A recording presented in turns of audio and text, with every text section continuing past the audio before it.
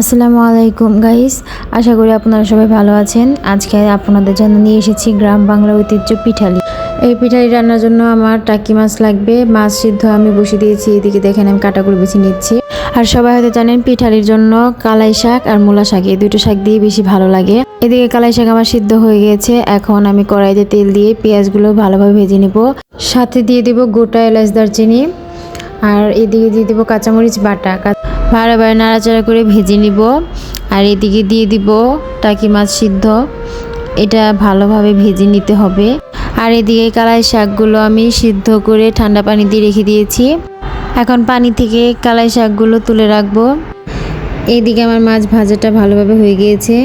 কালাই শাকগুলো এখন মাছের সাথে ভালোভাবে ভেজে নিতে হবে, যেন নিচে লেগে না যায়। বারে নাড়া দিতে হবে।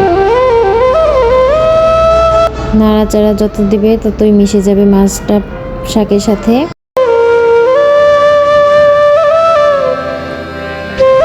আর এইদিকে দেখি দুধের পাতিলে অনেক সর জমেছে, আমি এগুলো টুস করে খেয়ে নিলাম।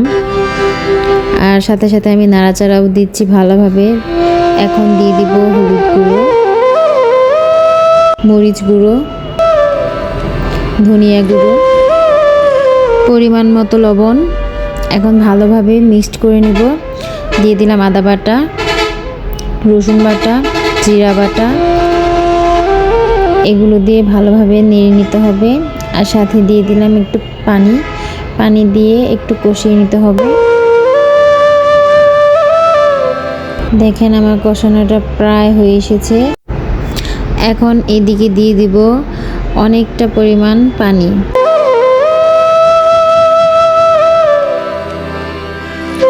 পানি দেওয়া ডান।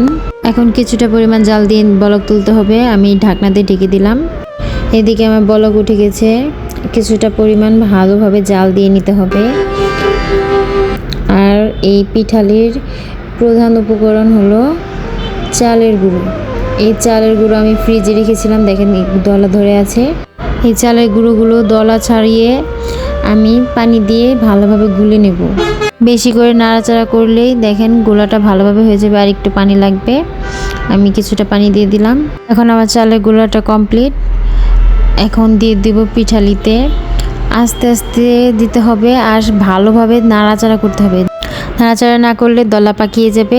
আমার মনে হয়েছে একটু পাতলা হয়েছে, এজন্য আবার আর একটু দিয়ে দিব। আপনারা যেমন খেতে চান, বেশি ঘন বা পাতলা, আমার এইরকম টাইপেরটাই ভালো লাগে। বেশি ঘন না বেশি পাতলাও না, মিডিয়াম সাইজ। কিছুটা ঘন হওয়ার জন্য আর একটু জাল দিয়ে দিব। এদিকে বাগার দেওয়ার জন্য আমি কড়াইয়ে তেল গরম করে নিয়েছি। দিয়ে দিব পেঁয়াজ কুচি, কিছুটা ভালোভাবে ভেজে নিব। এটা বেরেস্তা করতে হবে।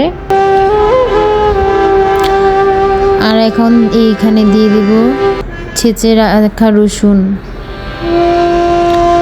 ভালোভাবে নাড়াচাড়া করে এটা বেরেস্তা করে নিতে হবে। আর এখন দিয়ে দিব আমান জিরা। এখন এগুলো আমি ভালোভাবে বেরেস্তা করে নিব। দেখেন আমার বেরেস্তা করা ডান। এই বেরেস্তাটা এখন আমার জাল দেওয়া পিঠার উপর দিয়ে দিব। আর একটু ভালোভাবে জাল দিয়ে নাড়াচাড়া করলে আমার পিঠালি কমপ্লিট। দেখেন দেখতে কতটা লোভনীয় লাগতেছে। এদিকে আমার পিঠালি হয়ে এসেছে। আপনারা যারা আমার ভিডিও দেখতেছেন তারা অবশ্যই আমার চ্যানেলটি সাবস্ক্রাইব করে দিবেন, লাইক কমেন্ট শেয়ার করতে ভুলবেন না। আসসালামু আলাইকুম।